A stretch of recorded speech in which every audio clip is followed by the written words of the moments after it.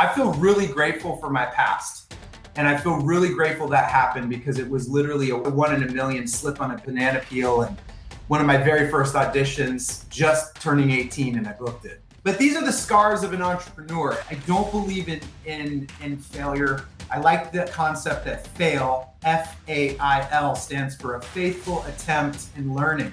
He was the biggest promoter of get on YouTube now because YouTube's going to be the next big thing. And I slept on it. You're listening to the Radcast. If it's radical, we cover it. Here's your host, Ryan Alford. Hey guys, what's up? Welcome to the latest edition of the Radcast. We're talking music today. We're talking acting. We're getting high with High Level. We got Ashley Parke, Angel, and Bobby Klebanoff. What's up, guys? What's up? Great to be on. Hey, co-founders of High Level. We're going to talk all that backstory. It's good to have you guys. I'm excited. We're going to broaden the horizons here from just O-Town. You know, one of my co-producers is like, hey, you need to talk to Ashley Parke Angel. And I knew the name. Like, you've got probably one of the greatest names ever for like show business and and music and acting and everything else. And I'm like, oh, I remember O-Town. Oh yeah. I was like, I think I was a freshman in college. I don't even remember what, you know. Every party playing some boy band music. You never know what was going to happen. So excited to talk to you guys. Love it. So what's happening, guys? We're out in Vegas. Yes. Yeah. Out in Vegas now. And thank you for the compliment. That name growing up was brutal in school, by the way, but I made up for it later in entertainment. And O-Town was such a great start. I mean, you couldn't ask for a better launch pad right out of high school. I mean, you know, it was literally the summer I graduated. And, we were just talking a little bit before the show started. It's interesting because O-Town was also this reality television production at the time that, you know, the major networks hadn't caught up to that yet. So you had Survivor and then you had Making the Band at the same time. And it was the whole thing, honestly, was an experiment. I mean, we didn't even know if we were going to have a record deal at the end of it. That's how experimental it was. So. Yeah. No, you guys broke a lot of ground, you know, like this is before, this is a pre-Idol, American Idol, like all that stuff. You know, you guys figured it all out. But before, even we, pre-show talking before social media, before anything, you know, the only thing that we're kind of in with was the boy band stuff, which was what a interestingly, crazy. Simon Cowell was actually in all of those original meetings with Clive Davis. Clive Davis left Arista Records and he launches J Records, and the very first act he signed was O-Town. And Simon Cowell was in all those meetings, and he really took that concept and made Pop Idol and then American Idol. Now you have The Voice, but it was an interesting time because now they know exactly what your single is going to be. They know exactly who your record label is going to be. And we had an entire season come out on the ABC network, millions of people watching, hit TV show. We still did not have a record deal. It wasn't until the end of that first season that Clive Davis came in, signed the band, and we had All or Nothing, which was a #1 hit for us. And it really proved the model would work. And I think it also separated us a little bit, of course, from, Backstreet Boys and NSYNC, obviously. Yep. I know your story's out there, Ashley, and, I want to focus more about the kind of the journey and the pivot points that we talked about. But I do want to pause and kind of, reflect on that O-Town day, those O-Town days. Like, I'm sure now, I mean, we're close to the same age, like reflecting back. I mean, it's pretty damn cool. I mean, like just the experience, like, I don't know, like I'm sure in the moment, and I know there's been some drama and things like that. We don't have to get into that shit. It's more like, but just, I don't know, having that experience, being, a heartthrob and, like having a band and like traveling. I don't know. Give me some reflection on all that.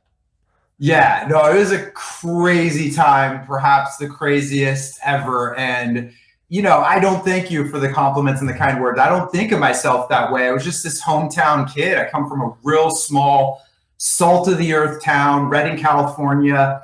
And boom, all of a sudden you're on TV and people are like, whoa, you're him, you're that guy. And it's like, it's interesting from a marketing point of view too, because you feel yourself being turned into a product. And there's this split that happens. There's you, and then there's this version of you that's up on a shelf. And it's really an interesting thing to experience. It's kind of hard to put into words, but it was, the show was syndicated. So it's not even just, an American thing. All of a sudden we're in Germany and we're in Europe and we're in Asia. And it was a wild roller coaster of a ride. And it lasted about 4 years. And then that journey continued because MTV wanted to follow my journey going solo.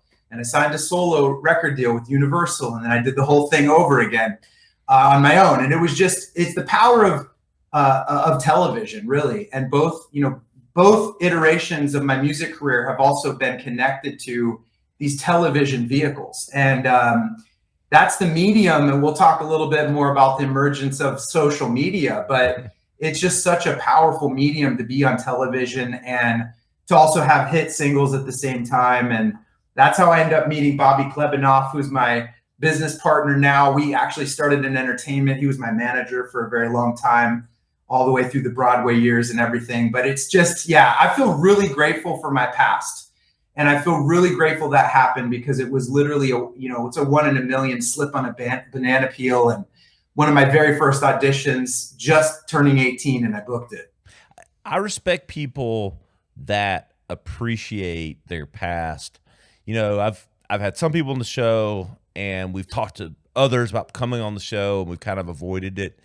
I'm like, damn. I mean, like you said, it's probably 1 in a billion. Like how small people get the opportunity, no matter what the stigma is or isn't in the moment or after the fact or whatever. But to get that attention, because we talk about now modern day social media and all these things, attention is currency. And to have the opportunity to get your name out there, to get your name and likeness known, it's such a rare occurrence. I love it when people just embrace what it was because, nothing's set in stone. That was a trend. That was a thing there. You leveraged it, but it's how you leverage it and move with it and pivot going forward. So I always respect people that kind of embrace, whatever that was that got them to a certain point. And then it's like, but what do you turn that into? Totally agree. And I think it's important to celebrate it because look, without that fan base, I mean, the truth is they grow and evolve too. So you're right. That was a place and a time, and pop music of the early 2000s and the spiked hair and the frosted tips and the all of that. But your audience grows with you, and you hope to evolve with your audience, with your fan base. I've always really looked up to people who have mastered that pivot, so to speak. And I think of people like, I think one of the greatest stories is Arnold Schwarzenegger going from professional bodybuilding at the height to the top of Hollywood to then the top of politics. I mean, I just think if you have that kind of view, then I think going into it. And I think that's where I was always at, was trying to stay ahead of the curve. Like, okay, well, this is awesome right now, but this is a place and a time, and there'll be another chapter, and what's that gonna be? And I think that's where the pivot comes in. Yeah, I look at like JT.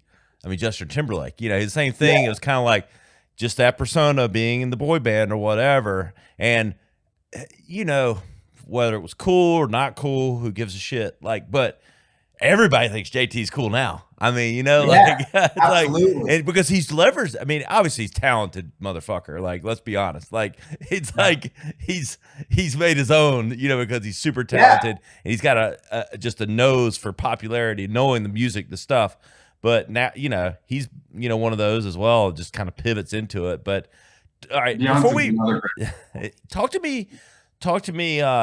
Before we transition, we move out of our O-Town discussion. What's give me something you hadn't talked about in a long time, most memorable moment, maybe meeting someone or realizing how famous you are. I don't know. Give me that moment that was just unbelievable. Oh Or man, a there's moment. there's a lot of them. I mean, I remember just to speak to that idea of like you becoming this product and this other version of yourself. Just literally the week that Making the Band dropped, I was sitting in an airport and this girl looks over. She had headphones on. And she rips the headphones off and she goes, "You're him." And I was like, she's like, "You're him." And I was like, "Who's him?" And she was like, "You're the Ashley Angel." And I was like, whoa, this is so weird. But I actually remember one time, like later on through O-Town years, Susan Sarandon actually reached out and invited me to be her guest to go see Michael Jackson perform when he did that 30-year reunion at Madison Square Garden, perform with Jackson 5. And I'm sitting there with Susan Sarandon, who I grew up, just amazing talent. And I'm watching Michael Jackson and I'm sitting next to Macaulay Culkin and I'm just like, where am I right now? This is just insane.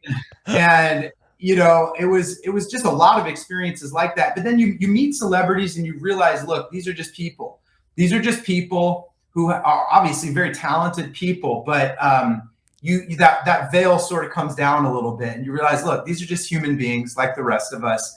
And there are quite a few stories I could think of, but it's becoming a famous person is a trip. It's a bit of it can throw you for a loop, which is why I think a lot of child stars, of course, end up grappling with that later in life. And it's being famous it's a bit of a traumatic experience in some ways. But I don't want to say I'm grateful for all of it, but it is a bit of it's a shift. It's a complete shift into a whole new world. You really got to have your head on straight to be able to handle it. Susan Sarandon, I think that was like my first woman movie crush or something. Yes, she was both a badass actress, but attractive, super attractive. I was like, oh yes, that rang a bell. That's a moment there. Getting to go see Michael Jackson for sure. Exactly. Let's transition. Bobby, talking with Bobby and Ashley. What's been the journey from there? I know we're going to build towards where we're at today, but let's talk about some of that journey after the band, after the solo artist. Where things went. Yeah, I think as soon as we started working together, started really, to Ashley's point, like thinking what's next after this, because the truth is entertainment's fleeting. Probably more so now than it was even back then. People are hot for 6 months, then they're not. And so it's finding that next thing while you're in it. When you're at the height of it, what are you going to now start laying the groundwork for? And these things take time. And so I think to your point about even Justin Timberlake, and you see with Beyonce, and it's like all these entertainers that you see that have really created just unbelievable success. They all have that same, they're the ones driving it. A lot of entertainment is you're sitting around waiting for your manager, your agent, your booking person, the label, this and that to tell you where to go. And I think what separates the people that really have long lasting careers is you can tell they're driving the ship. And so I think Ashley and I have always worked so well together because we both have that same entrepreneurial spirit. Just to explain, we met through my manager, Larry Rudolph, and Larry Rudolph managed Britney Spears. Real quick, they tapped Bobby right out of high school because he was the internet whiz kid that understood this new emerging world of social media. And I offered to do MySpace for free, which was really the only reason. He said, if it's free, we'll hire you. I was like, yeah. But didn't you cold call Larry Rudolph at 16? So he's a go-getter. He's a hustler. He cold calls Larry Rudolph's office at 16 and says, I'll do all your websites and all your social media for free. At the time, they were like, what's social media? We've never heard of them. Hired. Yeah. And then that's where I intersect with Bobby and then he was such a visionary from such a young age and had such a great understanding of marketing and the world of social media. He was like, you got to start a YouTube. You got to get on MySpace. This is where everything is going. And even for our generation, I was a little slow to adopt it. I mean, remember you were saying earlier, even people at Capitol Records were telling you the internet's a fad. We're not participating in it. It's not nobody's going to ever want to listen to music on their computer. And it's just, you see, to what we just said, it's you need to start laying the groundwork ahead of time. These things move fast. And so if you're not prepared. And so I think, for us, we've gone through so many business ideas together, in the last 10 years. At one point, we were going to open a cereal restaurant that we went through that entire process. Then we pivoted to, t-shirts and a clothing company, and that didn't really work out. And it's these trials and errors. But as long as you keep going, and I think we've now gotten to this business that we've been in for a long time now. We really have been pursuing that. We're really excited about it. And obviously, talking with you, you're such, the work that you guys do and the work that you've done, it's just inspiring to talk to other people that understand, like, hey, these things don't happen by accident. The groundwork gets laid, and there's a reason why people rise to the top and why people, you kind of come in and out and fade away. And so having the entertainment background, I think it's been really exciting for us to understand creating an experience with a business that is entertaining for people. Yeah. And so, we'll get more into it, but that's kind of where he and I come together. We realize we want to do things outside of entertainment, and we start laying that groundwork very quickly. And that's kind of where our story starts. So I always like to keep it human on the Radcast. Everybody's, not everybody gets to be in O-Town. Not everybody gets to be Britney Spears and all this stuff. I heard some failures potentially in there. Talk about what maybe, like, you can laugh about it now or smile about it, but like, was there any good stories in there for things that just didn't go the way you thought they would? Oh yeah, you touched upon it. I had this concept, like, this is at the time that yogurt shops are blowing up. And at one point I was going to launch a yogurt shop called Yo-Town, and that was going to be a real playoff of O-Town, but that just got so, that space got crowded.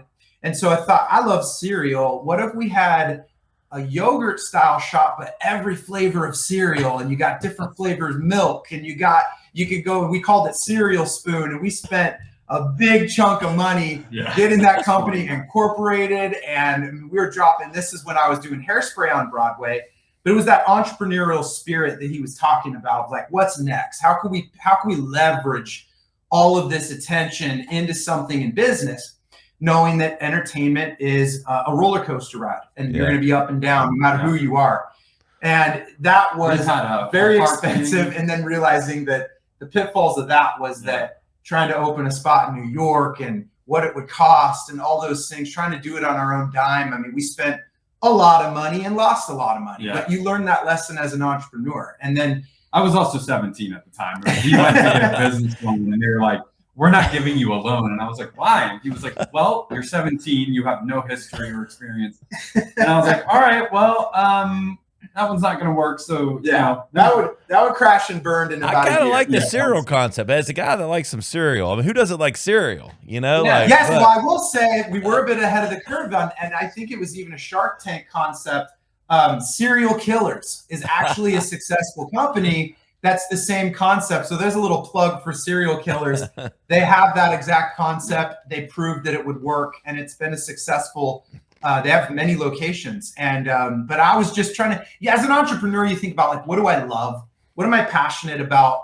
Grew up just eating cold cereal, like just that's all I ate, and I still think it's an awesome idea. Then we had a T-shirt company that we attempted to launch that didn't do well. But these are the scars of an entrepreneur. And I think you have to have, I don't believe in failure. I like the concept that FAIL, F-A-I-L, stands for a faithful attempt in learning.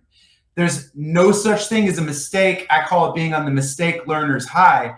You have to have, like, if you think of a great film, you think of all those mistakes that an actor had to go through to get that one take.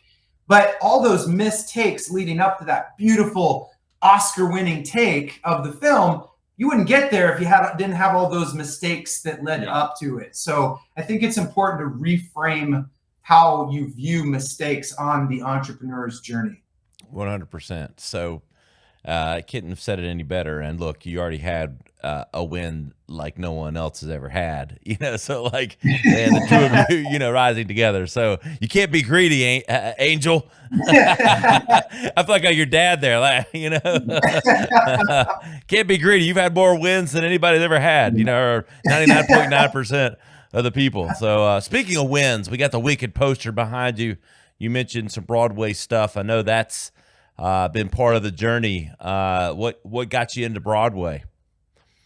I always looked up to people that, like Mark Wahlberg started off as Marky Mark and the Funky Bunch, and then he got into acting and he really started to stretch. And of course, a lot of people have done that since going back to Elvis, breaking into film and acting. And Broadway was like the perfect thing for me because I was already singing and dancing.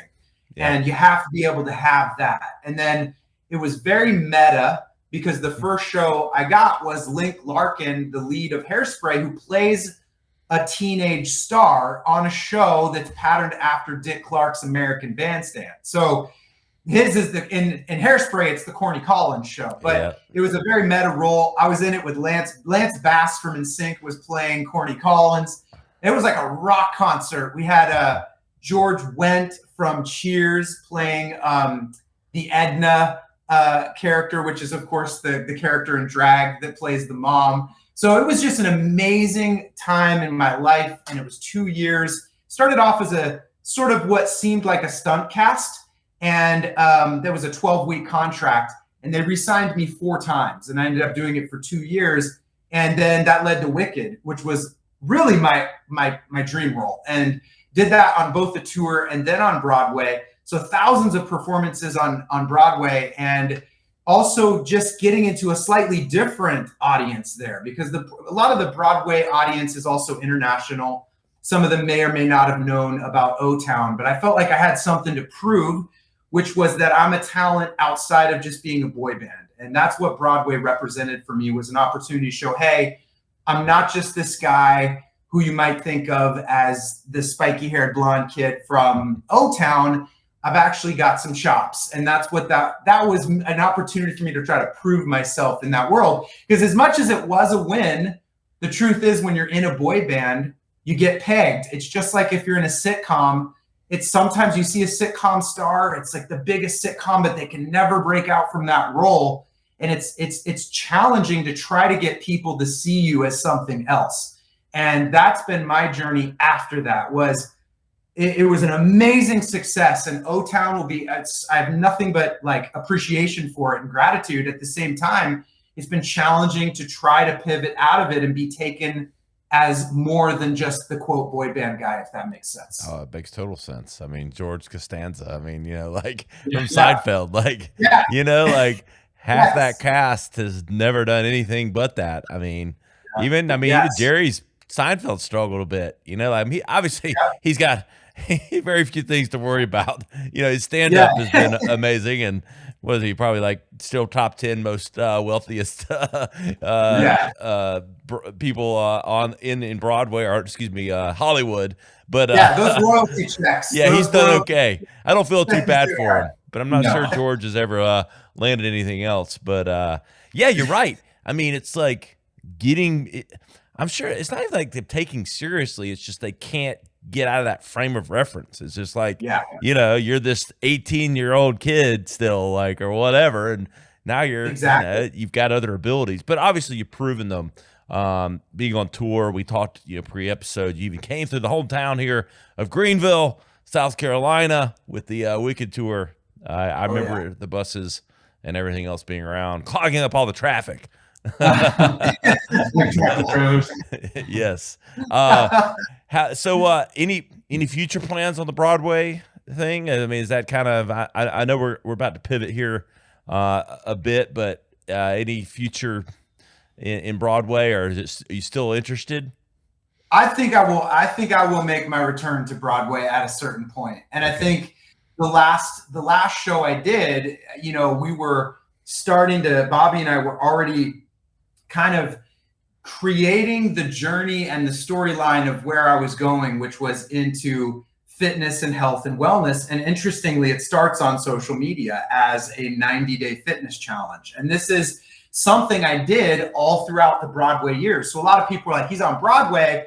But if you went to my social media, you saw I was just doing these 90-day fitness challenges and building an audience of people that were discovering me outside of that Broadway world, or that pop music world, and just starting to follow me for fitness advice. And I've always been into really been fitness, music, and acting were my 3 passions growing up. I thought as a teenager that I would go into fitness and try to use that success to pivot into Hollywood. And then it just happened in reverse. I fell backwards into a Hollywood, music career. And then years later started exploring fitness again. And I think looking at the people who are in my category, pop stars like Jessica Simpson, who has launched an incredible international brand of shoes. And you look at Jessica Alba with the Honest Company. Yeah. You look at, Gwyneth Paltrow with Goop, and it was like, well, where can I take this next? And starting from a place that feels authentic is, I think, really important. You can't fake it. And so for me, living that lifestyle of being healthy was also what being a Broadway performer, which, by the way, is the most grueling, hardest job I've ever had. Way harder than even being a pop star or a rock star. Like, you do 8 performances a week and you are beating your body up, and you have to take care of yourself like a peak performer. And so I was hiring all these peak performance coaches in all these different categories. I started sharing these tips and tricks of how to get, yourself to that higher peak performance level, and really started building an audience in fitness and health and wellness very organically was how it all started. And so it dovetails with being a performer, because you can't do Broadway unless you're taking care of yourself at a higher level, really like an athlete. You have to treat yourself like a high level athlete to be able to sing, to be able to dance, to be able to actually get on stage and knock out 8 Broadway level performances a week. Because people go see a Broadway show, those tickets are $180. They expect a certain level of performance, a certain level of energy. You have to take care of yourself like an athlete. And it was something I started just talking about organically on social media. And then Bobby and I were like, let's launch a product. Let's launch a supplement.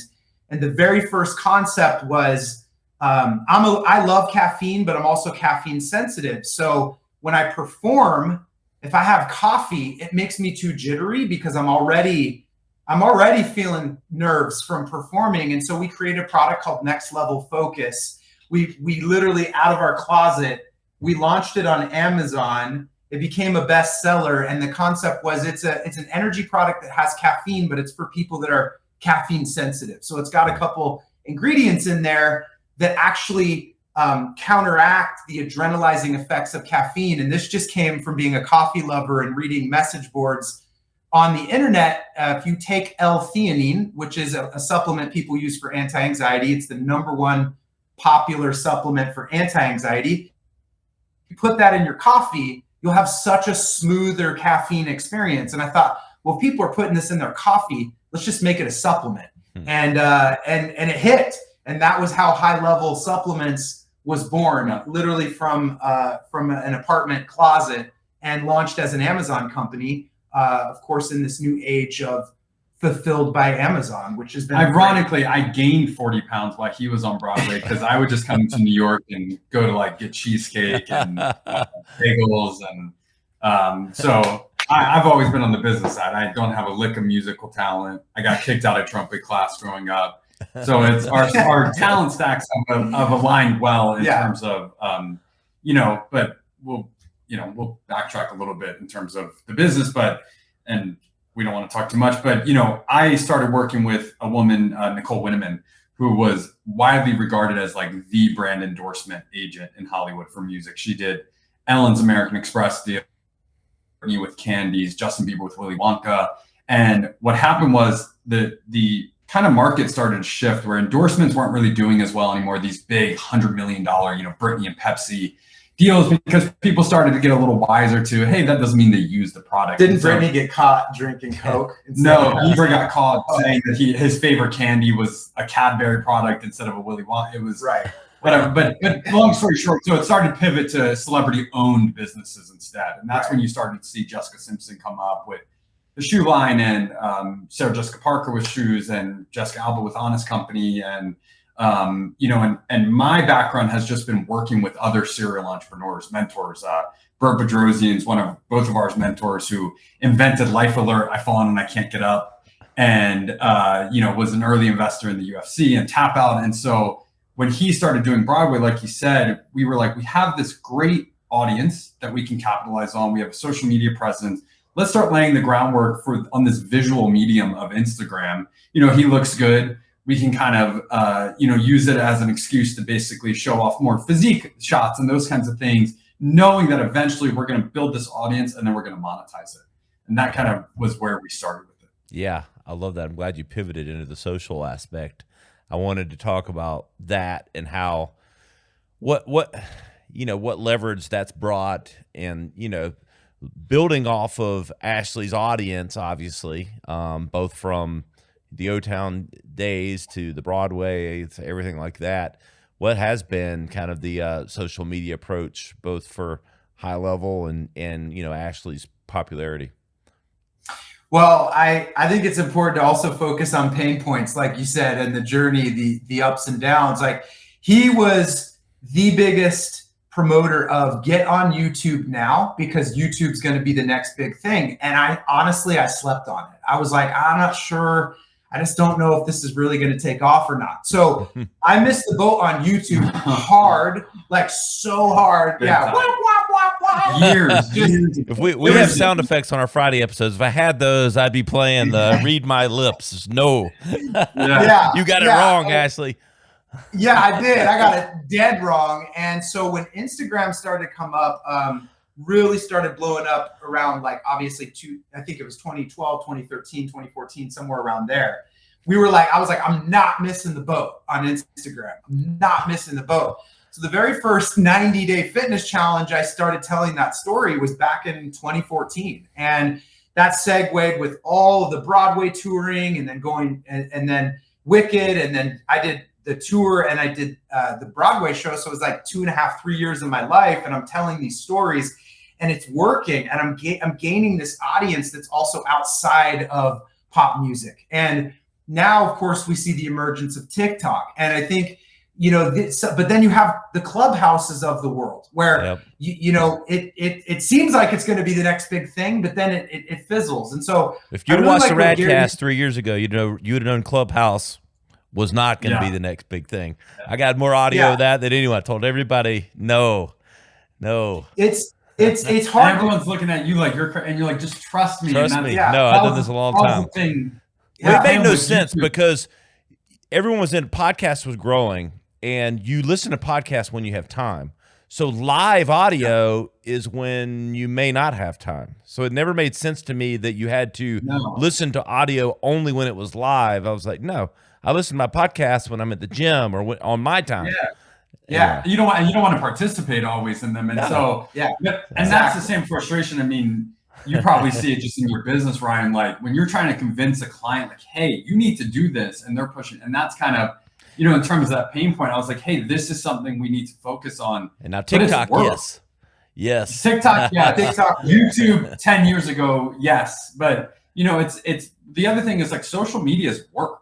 Yeah. It's like, and I think as marketing people, like, we, sometimes everybody thinks they can do it, and that's the other thing. And you're like, yeah, technically everybody thinks they can do it. But in terms of creating a real strategy around it, even when it doesn't make sense at first, and I think that's what we started doing in terms of High Level and Ashley's personal brand is when he's in Wicked, everybody else in Wicked would be promoting Wicked, because they're in a Broadway show. And, but our mentality was always, well, Wicked's a $3 billion show at this point. They're owned by Universal. They're successful. It's not our job to promote Wicked. Wicked spends a ton of money on marketing. They spend a ton of money on media. And what we need to do is really be thinking 9 months from now, this contract's going to be over. And if we spent these entire 9 months promoting just Wicked, well, we haven't really built anything. So we start laying the groundwork for this fitness brand. Again, kind of in the similar way to what Ashley was describing before our call about O-Town, like we had no product, and O-Town had no record label. So we're creating this awareness, and we're starting to, my goal was to always, I want people to start recognizing you for what we're doing on social media, and they could come to it having no knowledge of your past whatsoever. And I think that's really where the power of social media starts to come. It's like anybody can grow on social media if they have huge outside, drivers, whether it's on TV, whether it's a brand, whether it's this. But I'm really interested in the people that have come up on social media purely from the content they're creating on there. And so that's where I think we started to see that turn, where we would be out in public, or you would even be in New York and people are like, oh my God, I love your fitness tips. I lost 50 pounds because of what you're telling me on social media. We started to see those storylines pop up so much that we're like, okay, now it's time to monetize. Now it's time to take this from awareness to an actual product and start monetizing this. And I think that's what, just to add real quick, that's what sold it for me, is you start seeing the age of the social media influencer has bigger engagement and bigger numbers than movie stars. And you're like, whoa, like, okay, so this vehicle is changed the game. It is a game changer. And I think that's why our talent stack really, we complement each other, because he's always really understood that world. And coming just also too from a place of authenticity, like being a certified coach, like actually having the knowledge of teaching people these things is a pivot for myself, but I'm in complete control of that. I can create that brand. And I like the control that social media gives you to tell that story yourself, not through the medium of a record label, not through the medium of a television producer, etc. So it really puts the power in your own hands. It's an incredible tool. That's a great point there at the end, Ashley. I mean, there's a lot to unpack with what you guys just talked about, but that at the end, social media has democratized business. I mean, it from music to acting, you can self-produce. And I mean, I'm not saying you still got to have money and some distribution and all that. I get all that, but social media has democratized so many things, from business to production, anything like that, because you can, if you're talented and you're driven enough, you can build your own audience. And that just wasn't, O-Town, was built through TV and built through the music that you produced and all of that. But it was through the radio channels and the television channels and traditional media. And now businesses are built start from the ground up from social media. It's incredible. The old gatekeepers, so to speak, they're trying to catch up. They're now pursuing, these YouTube kids who are out earning, all marbles. of us. Yeah, all of them. Exactly. Let's just call a spade a spade. They're driving Bentleys and Rolls Royces. And what do you do? And they're like, oh, I'm a TikTok star. And I'm like, okay. All right. Well, all right. But to your point, Ryan, I think that's why it's such a threat. It was such a threat to like the big content, gatekeepers, to Ashley's point, like record labels, they were so hesitant to get involved, because it went from all of a sudden to have a record go, really become successful. You needed money on lots of money on radio. You needed touring. And it was the labels that could pay for that. Same with movies. I had a meeting really high up at Paramount about 3 years ago when we were working on some streaming stuff with another company. And the head of the studio was like, you don't understand. We would never let people watch our films for free. And I was like, you don't understand.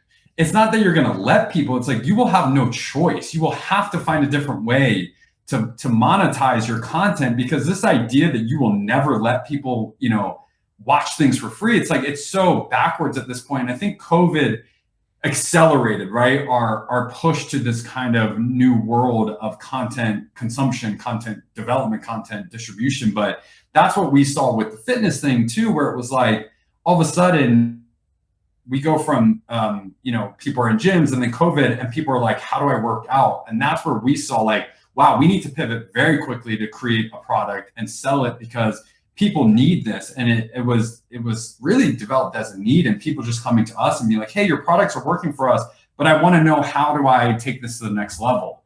And so that's where we were like, let's create a coaching business that we can sell knowledge, and we can really help people beyond having them buy, a bottle of protein powder or whatever it was. Like, now people need help to actually how to use it. And I think the democratization of that, it's also presented an issue where there's almost too much content. And so now it's like, you get on and you really don't know what to do. And so even like trying to find knowledge, it's like, I think I could find 700 different ways to fix X problem now when you go on the internet. So you really need like somebody of authority to come in that you trust. And that's where we think Ashley's background has benefited so much. It's like, people trust him, right? So if you grew up with him and you were into pop music, and now you're in your 30s, had a couple kids, you're trying to get back into shape, you're going to feel a lot more comfortable hiring Ashley Parker Angel from O-Town because you grew up loving him than you might a complete stranger. And so that's where we feel like we've been building this business for 20 years and we're just now seeing the fruits of like that trust and that audience that we've curated for, and let's have fun doing it, because if you think about the pop culture element, we bring a lot of fun to what we do. We've built a community very similar to what Peloton has built, where we have this incredible international community. Maybe you were someone that loved pop music. We've got a lot of people that weren't necessarily the biggest fans of O-Town, but even if you were just a fan of boy bands in general, pop music in general, we also saw there was a hole in this space where there's not really anyone from my category, so to speak, that's gone this direction. It also worked out perfectly that naturally, authentically, this is something I've always been passionate about. So I think it was like a combination of filling a real need in the marketplace and then providing a home solution during COVID when the gym shut down. Nobody could exercise from an actual location. Everybody wanted to move to a home solution anyway. So it was sort of a perfect storm, to be honest. Where are we headed, gentlemen, with High Level? Where's all this? What's the future hold? I love that question. I mean, I think, being fitness entrepreneurs at this point, we've realized there's so many different ways to be a fitness entrepreneur. We also want to focus on our core category of online fitness community. So we have High Level Performance Academy, which is a virtual coaching academy where you get to work with me and we provide all the things that people need. We have custom nutritionists giving you custom meal plans. We do live workouts, but we really do live coaching, and it's a support community. And I think that the biggest pitfall, the number one reason people fail to get in shape is they say, well, I don't have the motivation or accountability. And so we provide that for people online on a daily basis. It's a support community. We know support communities work for all different categories, but it's different than, it's this new technology spin of emerging technology that allows us to connect internationally and be able to coach someone in Germany and Iceland and the Philippines, and being able to connect with people through the internet this way has just been incredible, because now you can work with people that you grew up admiring if they're offering a service like this. It's just been unlike anything I think people have experienced in a category like this. You can go watch the Backstreet Boys, and how much is it for a VIP meet and greet for the Backstreet Boys? It's a lot. It's like $1,200 to meet the Backstreet Boys. It's $500 plus the ticket. Right, for about a minute. Yeah, I think the goal, to answer your question, is to scale it, right? Yeah. It's like, how do we package what Ashley, his energy, his ability to inspire people, to move people. We've had people that have lost over 100 pounds. We've had people whose their entire lives have radically transformed from being part of this community. And I think we're constantly trying to find out, like, how can we be more impactful with lower, touch, right? And so we launched an app recently, and that's kind of our first entry into this kind of more of a mass market thing where, there's only one Ashley. So it's like, if we're leveraging him so much, and you see Tony Robbins has obviously done a great job with this, where, there's a way to kind of bottle up that energy and now put it into courses, now put it into even like additional coaches who can help. And so I think that's where that's our next hurdle, is like, okay, we know this works. We know in its current iteration, we're changing lives. We're doing, all these impactful things. But now, instead of reaching hundreds of people, thousands of people, we need to take that next level to reach hundreds of thousands of people, millions of people. And so obviously technology is going to play a part in that, but it's just talking, even just talking to other marketing people, talking to other, the trends are changing so much and the technology is changing so much that it's just about staying ahead of that curve. Like, what's the next delivery system for, I think, what we're offering is the challenge. Scale, baby, scale. Yeah. Yes. Holograms. Ashley Parker Angel. Yeah, I love that. Hologram in your living room. Work out with me and my hologram. Hey, it's coming back. Holograms are coming back. I'm telling you, Star Wars, it'll be here. It's I agree. The Whitney Houston one in Vegas was a little weird, but I think they're going to perfect it. I know. You know, All right. I got one last question before we tell everybody where to find everything. Is anybody O-Town coming? Like I saw we're not breaking any news here, but we ever getting back together? We getting the band? Are we getting the band back together, Ashley? there's I get that question a lot. I know they do too. I mean, the honest answer is there's no plans as of right now for that. Yeah.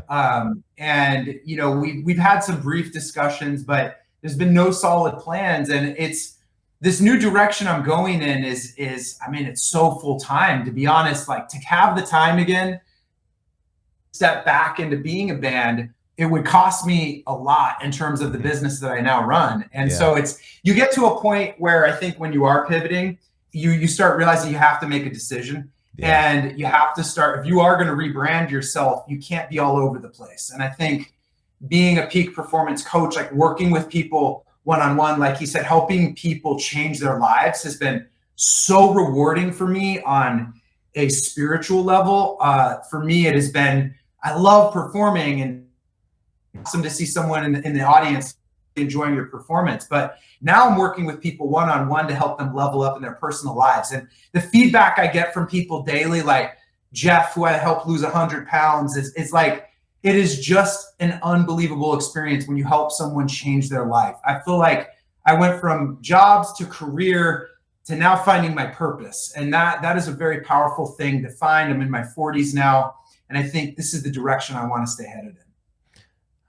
I'm going to summarize for never say never. And but never say never. Yeah. Well, they did reach out. The producer of Making the Band recently did reach out and said, hey, how would you feel about doing a Making the Band TV reunion? I think I would be a bit more open to something like that than, say, for instance, like, I'm never going to be, O-Town got together and they tour as the four guys, and they've been together longer now as this iteration than previous. So they've reunited, and I would love them. I would love to maybe there is an opportunity for a TV reunion or something like that in the future. But I celebrate my past, and at the same time, I've also evolved to this new journey that I'm on now, and it's for me. Maybe that ship has sailed, but I do appreciate it and I love it, and I like I said, there's nothing but gratitude and love for that time in my life because it's amazing. Yeah. Well, you leverage it, but you build on it. So where can we keep up with you gentlemen? I know Ashley Parker, Angel, people probably Google you. Who knows? How many Google searches you still get? I don't know. But where can we keep up with all things business and personal? Yeah. Well, people can follow me, of course, on my socials like Instagram, TikTok, Facebook. It's just Ashley Parker Angel. People that want an affordable solution to get in shape, you can go to ashleyparkerangel.app, ashleyparkerangel.app, and you can sign up for the app I just launched, which is a really cool concept. It's actually, we didn't even fully get into this, but it's like the Netflix of fitness. And so I've partnered with a company called Playbook that offers a solution very similar to Netflix. It's $14.99 a month, and you actually have access to over 200 different coaches. So it's not just my strategies, but you got 200 different coaches from all over, the best of the best, offering their solutions and methods as well. So it's a lot like Netflix. You get on and there's so much content from health and wellness teachers of all kinds, meditation, yoga, nutrition, fitness, all of it. And it's only $14.99 a month. So we just recently launched that. LiveHighLevel.com, HighLevelPerformanceAcademy.com, Amazon.com/LiveHighLevel/high level. So we're just search high level supplements, high level nutrition. We come up everywhere. We're on Amazon. We're on the web. We're on all the social media. But you'll find us. We're there. We'll have to come back for round 2 and talk. The ins and outs of e-commerce and the pluses and minuses of Amazon. These days it's a lot of minuses, unfortunately. Yeah, it's the unnecessary evil. Dancing with the devil, not the angel.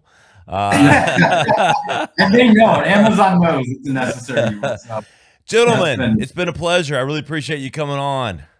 Thank you. It was awesome. Yes, this has been so great to be on the Radcast. Thank you so much, Ryan. Yeah. Hey, guys, you know where to find us, theradcast.com.